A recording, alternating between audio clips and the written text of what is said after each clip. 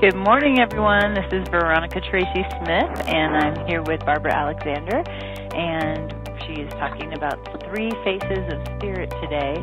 I'm really excited to have her here today. Wanted a big welcome to everyone and happy spring, as spring just started.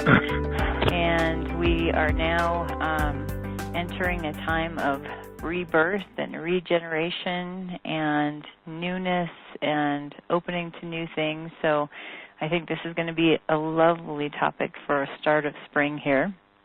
Let me tell you that I'm very excited, Barbara, to have you here today. So thank you for joining us today. My pleasure. Barbara, just like me, has been a psychotherapist for a long time, and she has studied Eastern spiritual traditions for a very long time, and then returned to school to study Western spiritual traditions and the interface between spirituality and psychology, which that is one of my very favorite topics. She's also studied integral theory and has become a master integral coach, which is a program that I really wanted to go through, but couldn't find the time and all of that to do that one. But just so fascinated. I could sit and talk to Barbara for hours. We did the interview, and we have an interview that actually you can go on to Raising Consciousness Now and look under Barbara's page and see the interview that we did. I just could have talked and talked and talked with you. And someday maybe we'll get in person and we can do that. And I just want to say thank you for being here, and I know you do a lot of teaching to a large variety of people.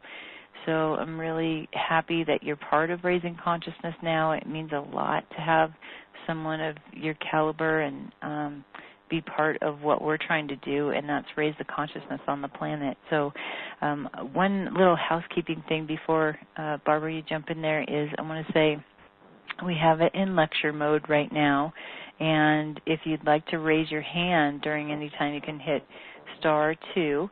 If you're on the webinar, you can type your questions in there, and I will be looking at all the questions that come in, and we'll also have time where I unmute everybody and we can have a conversation towards the end, and maybe I'll kind of jump in there and ask questions. So if you need to mute yourself during that, it would be *6. So *6 will mute you, and *2 is to raise your hand. Excuse me. So Barbara, thank you, and I'm going to let you do the presentation, and I'm really excited to listen. Thank you. Actually, Veronica, thank you on 2 counts. First, for you and your co-founder, Debbie LaQuesta, for organizing and developing Raising Consciousness Now. It's been a Herculean effort, of which I'm sure I know just a tiny bit of all that you have done in order to bring this to the world. And so I'm an honored member of Raising Consciousness Now. It is my honor to be a part of that. And a deep bow to both of you for all your work. And also for your wonderful patience for me. I was scheduled to do this last year. Hi, everyone. And all excited about doing it. And I lost a beloved brother. He died of leukemia. And so Veronica, who actually lost a beloved brother-in-law ahead of my brother's death, was wonderful and held a container of compassion for me as I bailed out of many things for that period of time. So it's really a pleasure to be actually doing this webinar, which we had anticipated my doing months and months ago. So thank you for all that you do and all that you are, Veronica, and welcome everyone to the 3 Faces of Spirit. Thank you for joining me to do one of the things that I love to do, which is to talk about. And this is one that matters a great deal to me, and I will tell you why as we go along. So what we're going to talk about in this hour that we have together is an integral approach to seeking and experiencing spirit or ultimate reality. There, of course, are many names for this mystery of being in which we live and move, and I alternately use ultimate reality and spirit and sometimes God, but in any case, I'm speaking of this mystery. I am unused to doing this in a webinar format. This is only actually the third time that I've done that, and so I was thinking this morning that I wished that we had the Star Trek capacities to just beam each other together. So as I imagine those of you that are on the call and those of you that are going to be listening to this later, I'm actually imagining you together with me at a beautiful retreat center, which was the last time that I did the Three Faces in Northern California where I live. So I'm imagining you here with me on this second day of spring. We have a warm and sunshiny day. And so that's how I'm going to think of you as a group as we go through this experience together. In order to talk about the three faces of spirit, we have to take a quick look at this thing that Veronica mentioned earlier that she and I are both immersed in, and that's integral theory. I have to admit that I have one of those brains that is interested in systems and structures and theories, but I don't take them in and really learn them and use them and, in this case, teach them unless they end up really mattering to me. And when I say that, I mean that I can see that they are important in terms of changing things. And integral theory is one of those. So let me do just a brief intro to integral, and in that process I'll tell you why it's been something that's so important to me. So integral, just as a word, means, and this is a quote from the person that has brought integral to the planet in his own particular and unique way, an American philosopher named Ken Wilber. Integral means comprehensive, inclusive, balanced, not leaving anything out.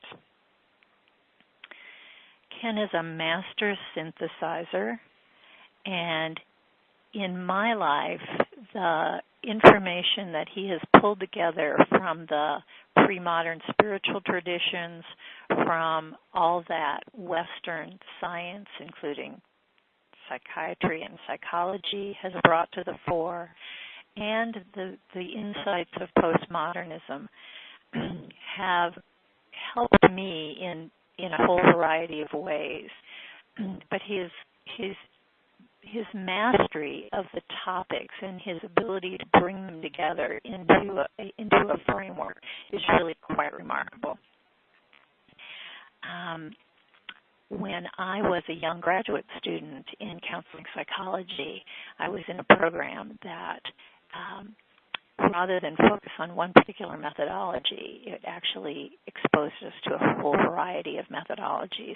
And so each professor sort of had his or her special methodology, and there was a lot of back and forth between them about which was best.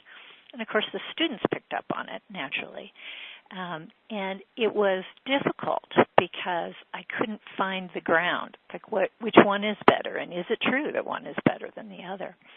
I even attended an evolution of psychotherapy conference in Anaheim during that time and saw two people who were the founders of particular psychological methodologies stand up, literally, they were on a panel, stand up and yell at each other about the efficacy of their methodology over the other one. That was so hard for me. I can remember getting up and walking out the whole length of a long ballroom because it was icky to see people go at each other like that. Shortly after that, I read one of Ken's first books. So he's written 26. He started writing when he was 23, and he is 64 now. And it was a book called No Boundary. And in it, he talked about people's different stages of development and how psychological methodologies worked better for people at different places along that line. Now, for those of you listening to me, that may sound like complete common sense, and it is, but in those days, it wasn't so much. And for me, it allowed me to relax. It allowed me to pick a methodology that actually worked for me without worrying about whether it was better than another one. And so that's just one example of how this framework has helped me to understand and put things into particular places and perspective. So the integral framework, yeah. Can I stop you for a second? Of course. It sounds like your mic is a little bit close to your mouth. Okay, is that better? Yeah, I think that's a little bit better. Yeah, so it sounds better. Great, thanks. Good. It's easier to drink my tea as well. So the integral framework is a broad orienting map of the place of humans in relationship to the universe, to life, and to spirit. And an integral approach then includes the fullness of human complexity by addressing our interiority, and that includes what we think and spiritual matters and culture, as well as our exteriority, including our actions and behaviors and systems and structures.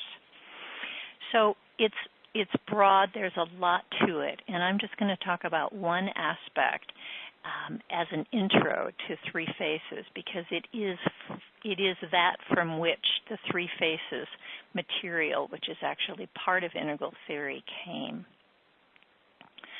So this particular aspect is what's called quadrants, and basically what it says is that human experience is divided into four quadrants. That which we can experience internally, and that's the upper left.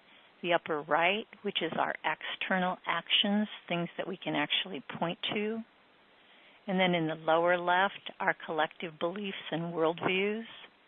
And in the lower right, the structures and systems, those frameworks that hold together any particular organization, country, etc. The internal and the external of the individual and the collective, according to Ken. Now, why this is important is that it comes from what we know to be individuals' experience, and that is that the way that we make sense of out of our world is from our internal experience, or what we call our first person, the I.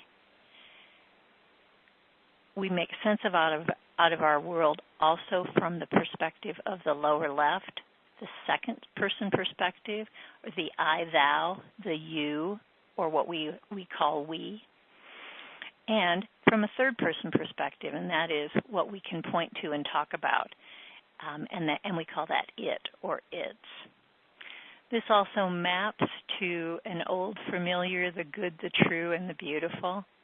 Beauty being that internal experience that we have, truth being objective reality, and goodness being the morality, the way that we treat each other. So let me just give you a brief experience of that. I know you know this because you go into the world with it every day.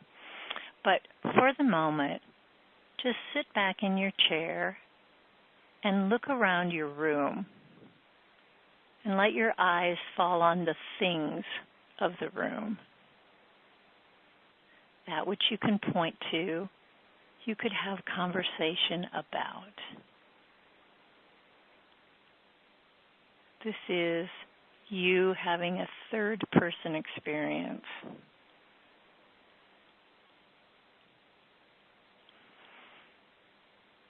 And then shift your attention to your internal experience.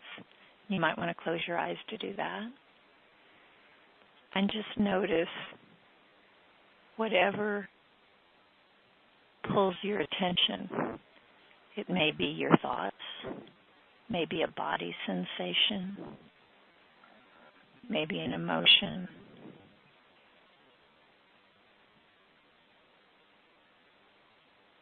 So here you're having a first-person experience.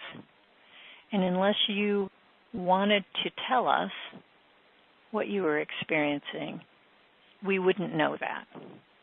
That's your own internal first person. And then last, if you're in a situation or in your office or home with another person, now make contact with that person. And if you're not, then imagine the last contact you had with an individual. And in your mind's eye, see yourself in conversation, looking at a person.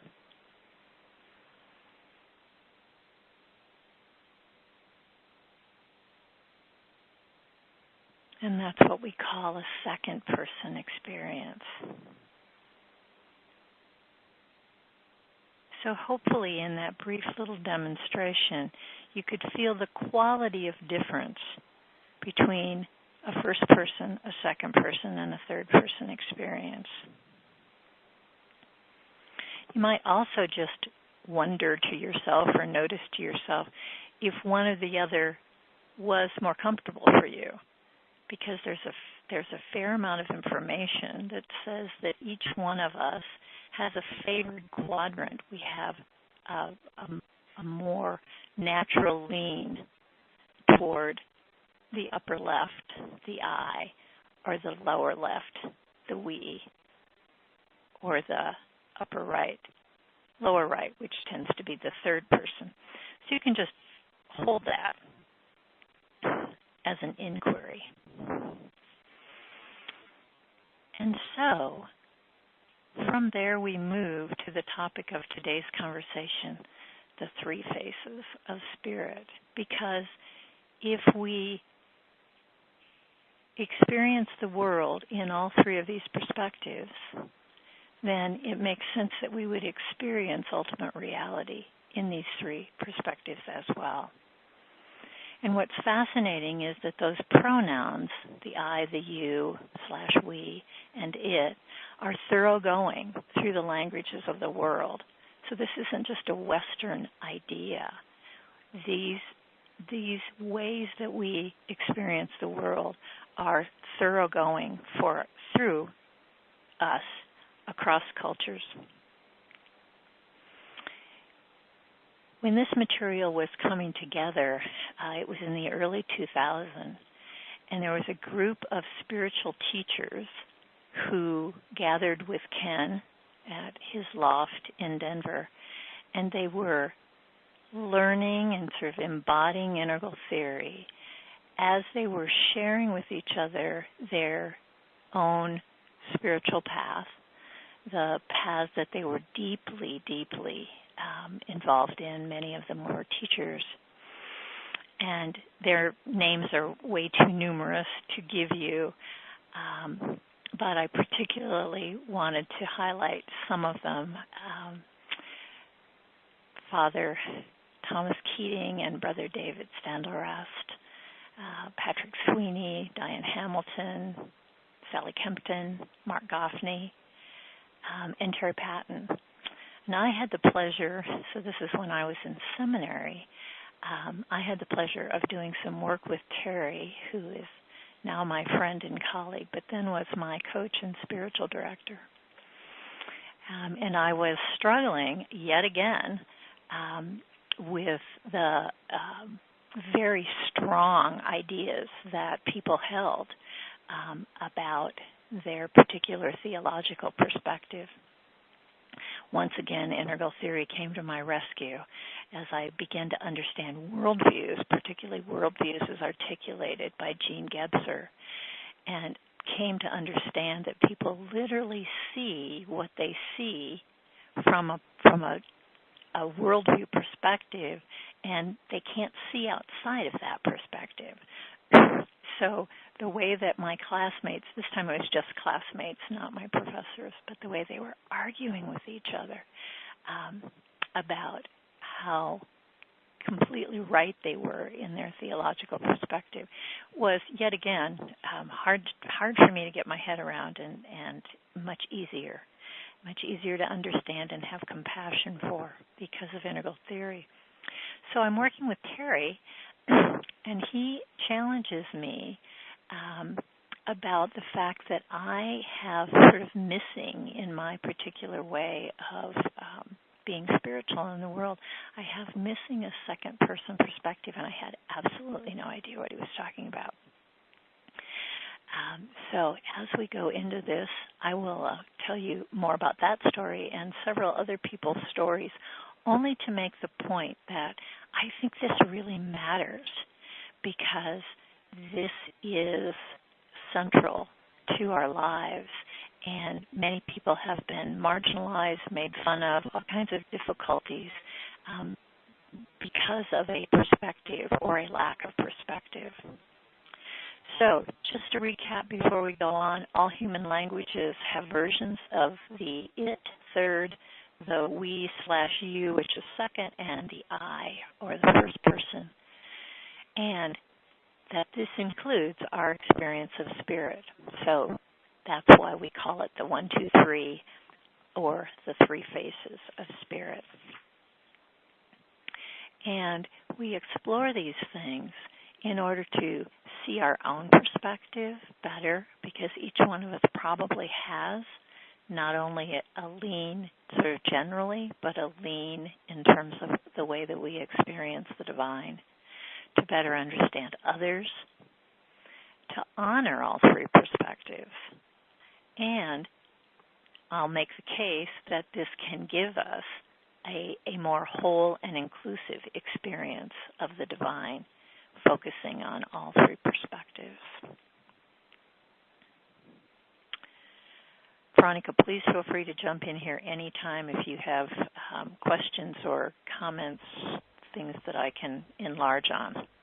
Yeah, well, why don't we see if there's any questions from anyone? We've got people on the webcast and people on the phone, so I'm just going to unmute everyone and put us in interactive mode here. So any questions so far that anyone would like to ask? And again, if you want to mute yourself, you can do *6. So anyone on the phone, and then I'm looking here on the webcast.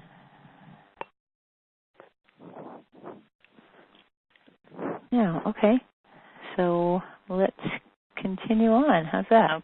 All right. Then we'll get to it. So we're going to start with experiencing ultimate reality from a third-person perspective. We begin seeking and experiencing the divine in this way of looking at, exploring into.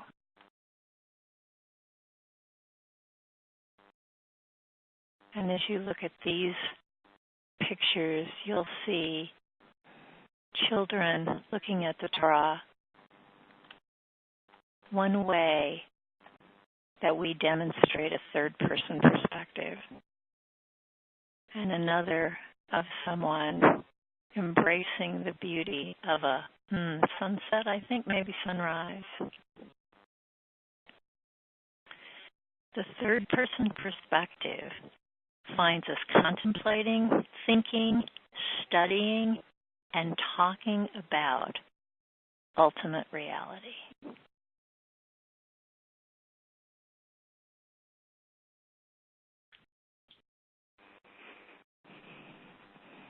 And you'll see here that this finds itself, if you remember back to the earlier slide, that these are the right-hand perspectives, or the third-person perspectives.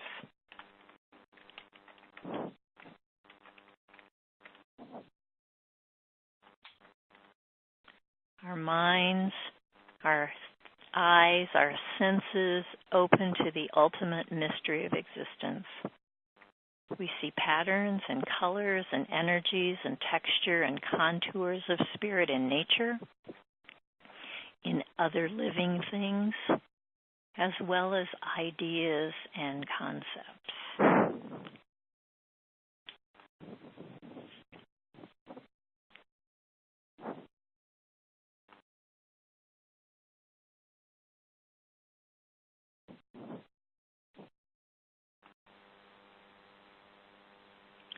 And examples of this include art and nature mysticism, philosophical and mystical contemplation.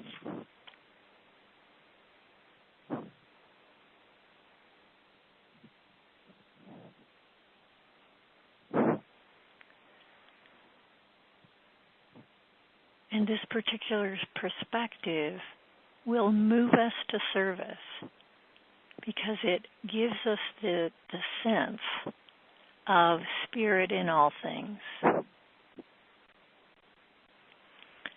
So you can just pay attention to your own reaction to that to give you a sense of how this lands for you, this third person experience of the divine. And if we were in the retreat center that I'm imagining us all in, you would find many quotes that I'd put on the walls. So I'm going to read you a few that clearly come from this third person perspective, or the experience of the divine as that which is in all things.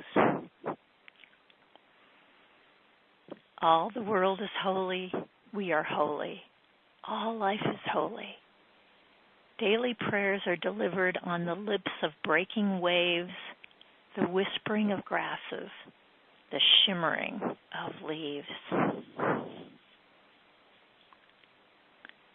In every situation, you will discover that you will see the holiness in those things you take for granted, a paved road or a washing machine. If you concentrate on finding what is good, life will suddenly be filled with gratitude, a feeling that nurtures the soul. And that was, forgot to tell you, first Christian, then Jewish, and this from the Buddha. If we could see the miracle of a single flower, our whole life would change.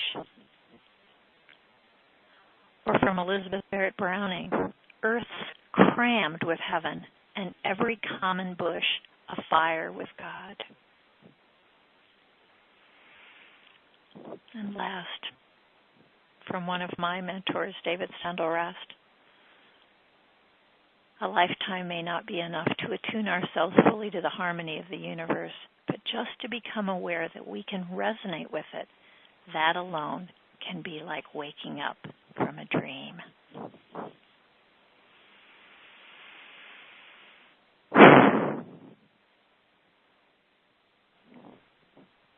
Wow. Can I just say, let's pause here. That's so beautiful. Each one of those, I thought, wow, we could just make an article, a blog out of each one, just put it there. It just feels magical and mystical. Yeah, it's such fun to pull from a whole variety of traditions. These beautiful, beautiful words. Yeah.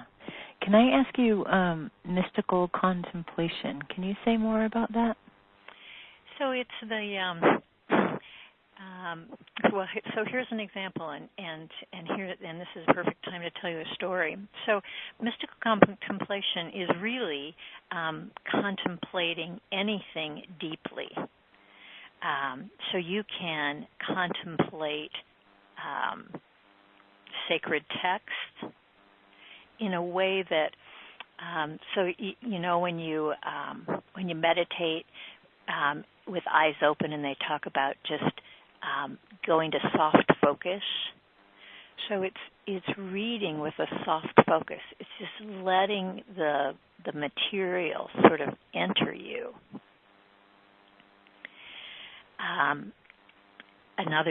Another way to do that is to sit under the stars.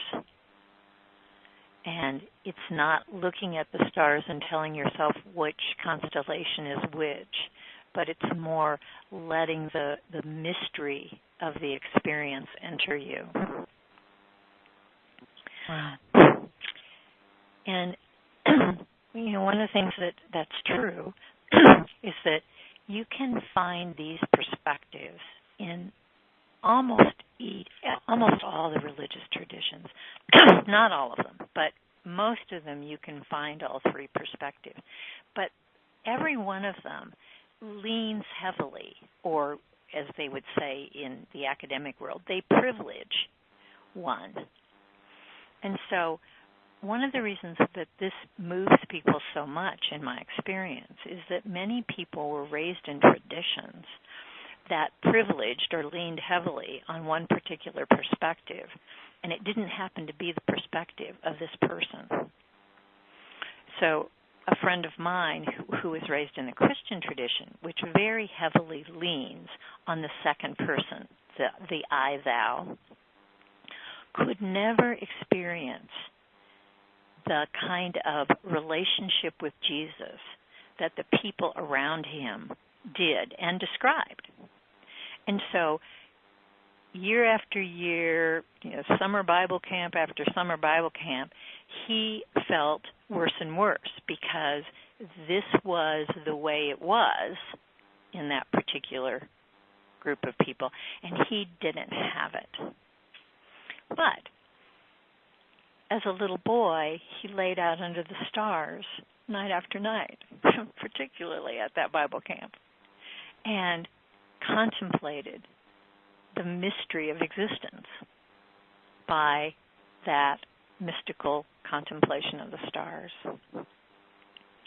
And when this material was presented to him for the first time, and this is someone who's actually close to me, so I was the one, like Terry Patton explained it to me, I explained it to him, and he broke down in tears because it was the first time in his experience that perspective was linked to having an experience of God, having an experience of the divine.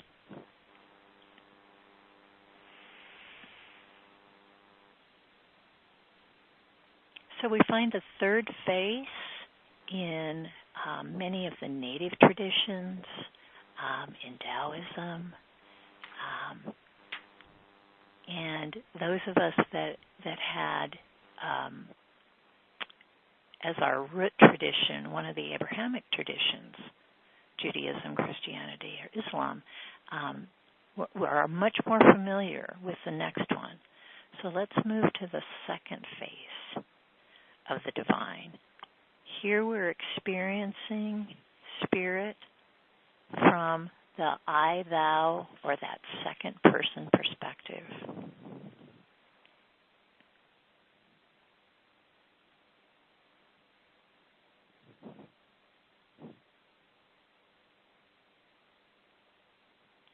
In the second person perspective, we're listening to, praying, receiving from, and communing with the divine. And I actually use this picture because those of you who are familiar with the Hebrew Scriptures know that the rainbow is a symbol of a covenant that the people received from God. God as other.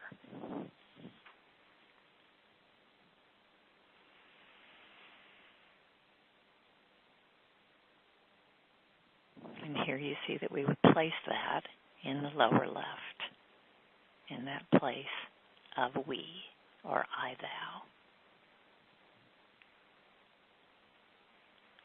thou. We open into intimate contact with this ultimate mystery of existence as an other, as a thou.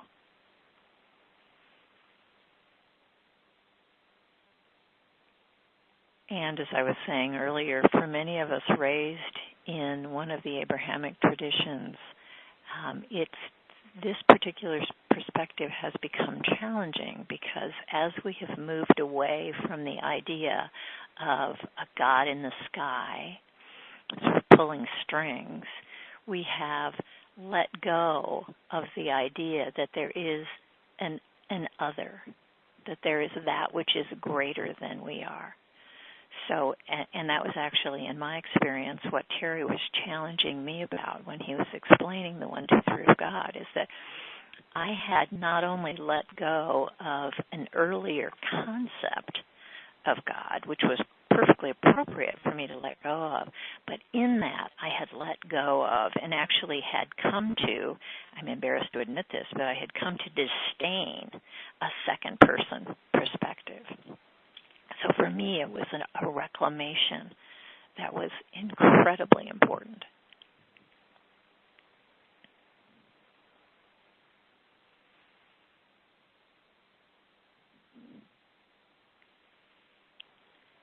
When we face into the mystery of ultimate reality as other, we become knowable.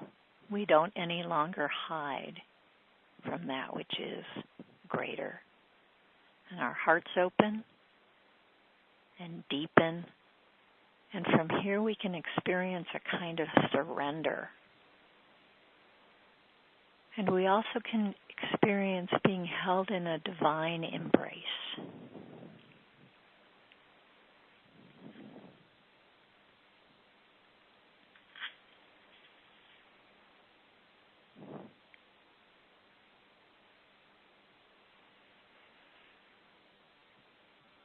And examples of that would be prayer, a heartfelt consent to the presence of the divine. That is the basis of centering prayer, for those of you that know centering prayer. Devotional singing. This is where a great deal of worship and ritual comes in. And I don't know if you can see clearly in this image, but this is actually showing someone being held in a divine embrace.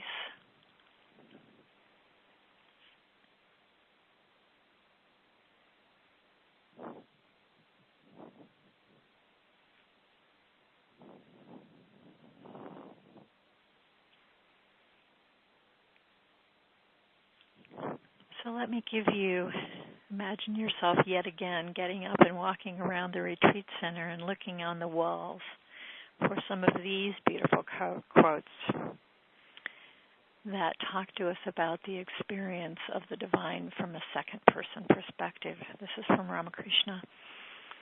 The divine beloved longs to play joyously and rest peacefully within the heart of the consecrated lover. Or Teresa of Avila, I am born of you and I am yours. What do you want of me?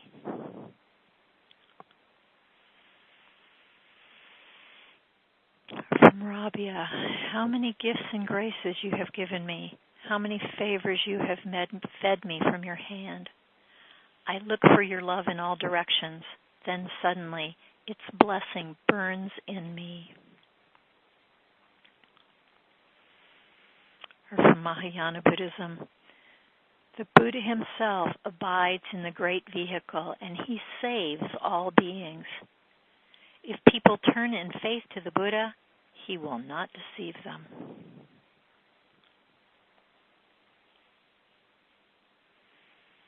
Or from a famous 19th century Protestant, I think, minister, William Sloane Coffin, God is not too hard to believe in. God is too good to believe in. We being such strangers to this kind of goodness. The love of God is to me absolutely overwhelming. And then last from Etty Hillesum, who wrote An Interrupted Life. She was a young woman during the Holocaust. A desire to kneel down sometimes pulses through my body, and rather it is as if my body has been meant and made for the act of kneeling. Sometimes, in moments of deep gratitude, kneeling down becomes an overwhelming urge.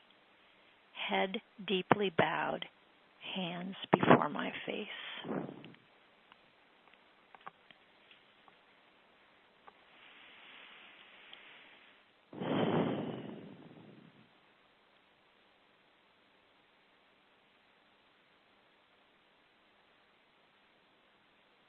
And as we let those words sink in, it's important to note that this perspective too calls us to serve, because we really do see in each other our own divinity.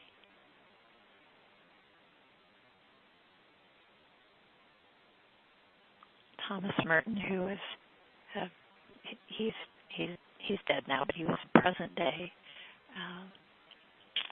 Catholic mystic, said in a large group presentation a famously quoted phrase that goes something like this: "My sisters and brothers, if you could see each other as you really are, you would bow down on your knees and worship each other." So this is the second person perspective of the divine.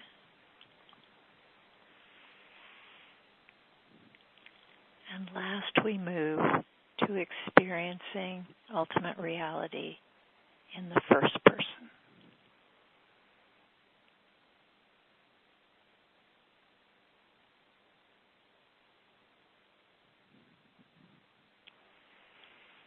In this perspective, we know ourselves as the I am of spirit.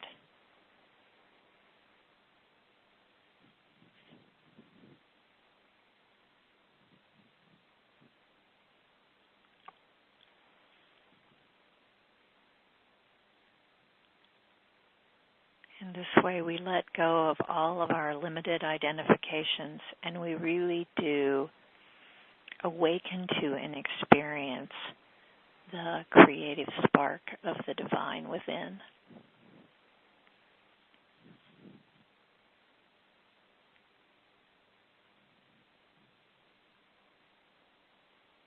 And you can see that this is the upper left, this is the interior of the individual.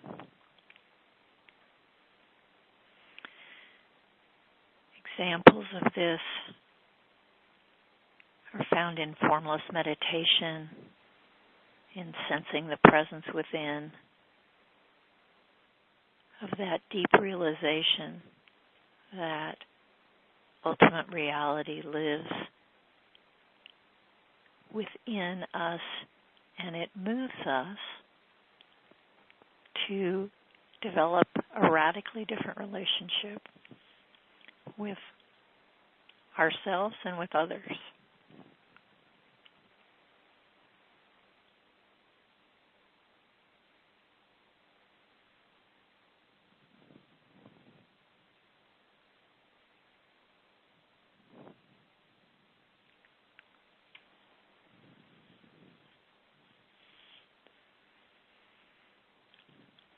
So once again, listen to some of the words from this perspective. This is Rumi. You wander from room to room hunting for the diamond necklace that is already around your neck. Or Julian of Norwich. I am that which is highest. I am that which is lowest. I am that which is. Or from Hindu scripture, every being is an abode of God, worthy of respect and reverence.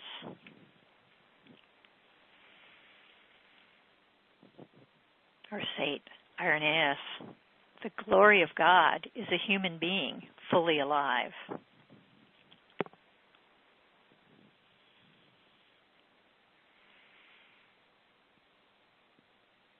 And from Paul Broughton, we will know what both the fullness and the fulfillment of life mean only when the consciousness that the Spirit is our own very self comes to light within us. And last, perhaps one of the most famous phrases, and this from Jesus, I and the Father are one.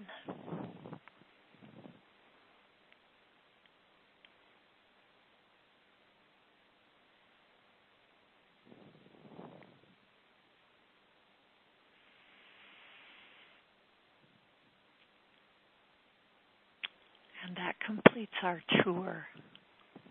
We have the third face of spirit. We have the second face of spirit.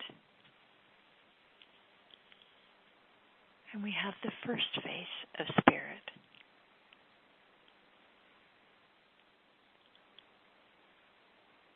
Each one leading us to an experience of ultimate reality. And together, perhaps, to a greater fullness of the experience of all that is.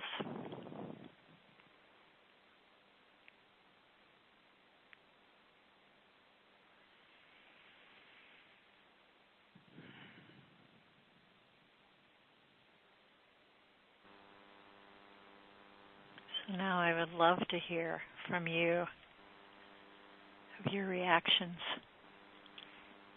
and perhaps your own experiences.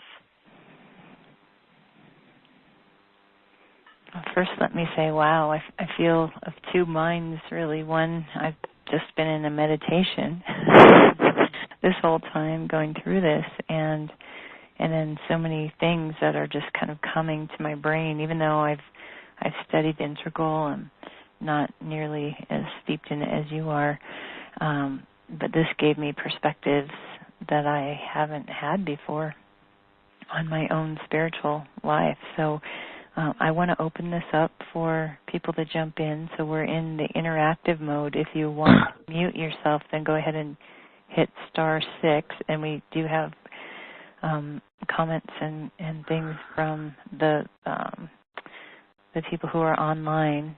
So go ahead and type in any questions or any comments that you'd like to make if you're online. That's a little bit slower process. So I actually, at the last time that we paused for questions, there were a few comments, and I'll read those. How about on the phone? Anyone want to jump in and share your thoughts, feelings, reactions, questions?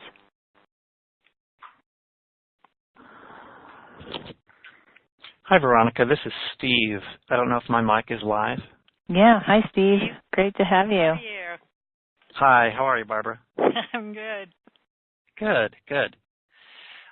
Well, I just wanted to say that I enjoyed your whole presentation of this. What has been interesting for me, fairly recently, maybe a couple of years, but being able to use these perspectives that you're talking about to come back around to reinvigorate my spirituality and my spirituality through the lens of my past. So I was originally, grew up as a kid in a very loving Christian church and got the good aspects of that.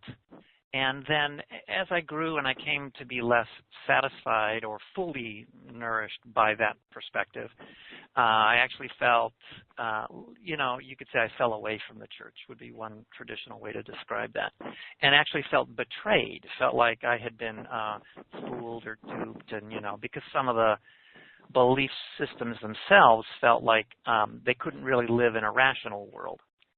And so I felt I'd been duped. And so I fell away from that, and that caused a big rejection. These perspectives that you're talking about really helped me a lot in being able to come back to experiencing spirit in the second person. And that things like prayer and speaking to this huge universe, which obviously is bigger than whatever, childhood or teenage ideas I had about what spirit or God or Jesus could be. It's obviously bigger than that, but that I can speak to it and relate to it as a person. Yeah. And that's revitalized my prayer practice and made that real and not something that felt fairy tale-ish. So I just wanted to say, one, I just appreciate being reminded of that experience I've had, and also the way that you presented this. The feeling I get as I hear you talk is a shared feeling that just had more to it than just a batch of presentation and words. I just felt from you a lot of the care from this, so I wanted to thank you for that. Oh, so thank you, Steve. This is, as you know, I do coaching in spiritual direction, and this really has been pivotal for so many people I work with, many of who have had exactly the experience that you describe. So I appreciate hearing your story as well. And I just worked with someone recently who was not raised in a spiritual tradition as a child, and was drawn to and was deeply steeped in Zen Buddhism for about 20 years. And in the last few years, she started having what she would now call second-person experiences, and her teacher just told her to ignore them because Zen, for all its good, privileges or leans heavily on the first person. Yeah. And so for her to understand this was sort of like the mirror opposite of you and me, right? And opened her to something that she never knew and had actually been told was sort of not real. Well, I'm sure you're aware of conversations and writings by David Steindl-Rast, one of my a Benedictine monk. Right. Yeah, has been dialoguing with Buddhist monks, and they have these similar experiences, and yet sometimes don't have the frame to put around it. Yes, that's exactly right. Which, of course, is why I'm such, and I know you are too, such an advocate of Integral, because it gives the framework that we can put these things on and really begin to hear and understand each other as well as our own experience. Yeah. Yeah, that's what I loved about you sharing with, about Integral too, is how it's helped you to gain perspective in various situations and, and have the compassion for people where they're at too. I love that you brought that in because that's certainly been true for me as well, from not just the spiritual place, but where people are just in terms of their adult development. Exactly. And it helps you to take a step back and not get into that, which is really easy for all of us to get into, well, they're wrong, and I'm not. And that's simply not true. Right. It helps to hold the place of compassion. Yep, exactly. Steve, I'm so glad that you're here. Steve is also a Raising Consciousness Now member and very active member and does a lot for us too. And you two both know Integral Theory very well. Yeah, well, we love it. I'm a baby. I think I've been learning for a couple of years. That's not true. Oh, I think I am. And there's just always so much more to learn. Well, and maybe that's the best way to put it is that we all are in that. Not only is there so much to it, but like the 1, 2, 3 of Spirit, new things are coming. So it's not a static framework. Right. So anyone else on the phone would like to jump in there? Questions, comments? I know we have a few more people there. And then I'm refreshing on the comments. Steve said early on, and I'll just say it again, loving it, very clear. That's he wrote in. Thanks, Steve. And then let's see. Someone says, isn't there a 4th, 5th, and 6th person perspective? And what are these? This is really great. Thanks, Teresa. From another place in Integral, yes, there is.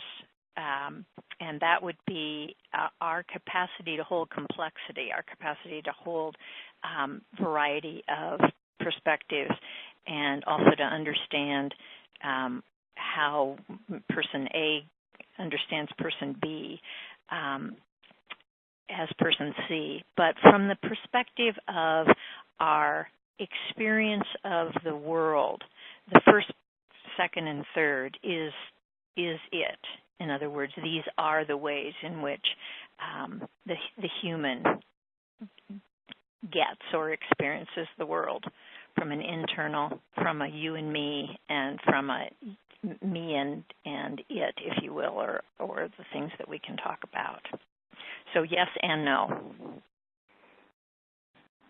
So yes from other perspectives, no from a human perspective? No from the perspective of how we experience the world itself. Okay. Which is different than how we can hold a whole variety of perspectives from other people. So that's what we call, being able to hold more complexity of ideas, and in that, from that perspective, in integral theory, you can go all the way just to 6 and more. But just in terms of each one of us individually, how we experience the world day to day, it's this I, you / we or it. Okay. And those multiple perspectives are not just coming from integral theory, it's also from the adult development perspective as well. I know Suzanne Cook-Gorder talks about that, and also, was it Kohlberg or? Keegan. Keegan, yeah. Yeah. And when I say integral theory, I'm actually putting all of those developmentalists sort of in that framework. So yeah, okay. You're absolutely right. Yeah. They're the ones that talk about holding multiple perspectives. Right, okay. So great question, because it is confusing in integral theory, because we talk about holding multiple perspectives, people that can hold a 6-person perspective, but that's different than the way we're talking about it in this. So okay. Thank you for bringing that up, Teresa. Yeah. Any other questions? So I'll refresh here again on my Q&A. Anybody else on the phone? I had another question, and that would be, do we need to balance all of these, or do we just kind of wait until something happens to kind of wake us up to, we need to have that second-person perspective, or is there a way to balance these? Is there, and maybe that's more work that you do with people? It's a great question, and I would say it's probably both and. I think that I would never say people should have all three. I would say that from my own experience, there's a fuller experience to really tap into the internal I am, and then to experience the great other, and then to experience spirit as it plays out in the gorgeousness of the world around us, and in ideas and sacred texts and all of that. I think from an individual point of view, it's useful to just say to oneself, how does this resonate, and where might it help me? For me, it was incredibly helpful to reclaim a great other. And from just a very personal perspective, one of my childhood things is I'm alone. And so over the years, as I have worked on my own therapeutic and spiritual processes, letting go of I'm alone has been a big part of my own development. And to reclaim the other really was helpful in that, because suddenly I could literally feel I'm not alone. And there's a way in which, at least for me, and in my adult first spiritual experience, as you said in the introduction, was Eastern. I didn't get that same sense of I'm not alone from the I am, from that first person, and first person is really my more natural place to go. So I value that very much.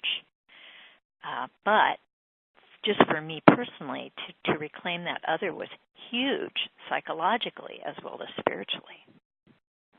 Wow, beautiful. So it's been about an hour.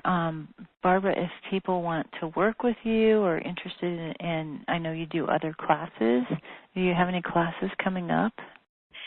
The only class that I have coming up is actually a training group. I have been immersed in the work of what's called the unique self, and this is something, too, that came primarily from Mark Goffney, who is a rabbi, but also from Sally Kimpton and Diane and Ken and the whole variety of those people that were part of Integral Spiritual Center early on.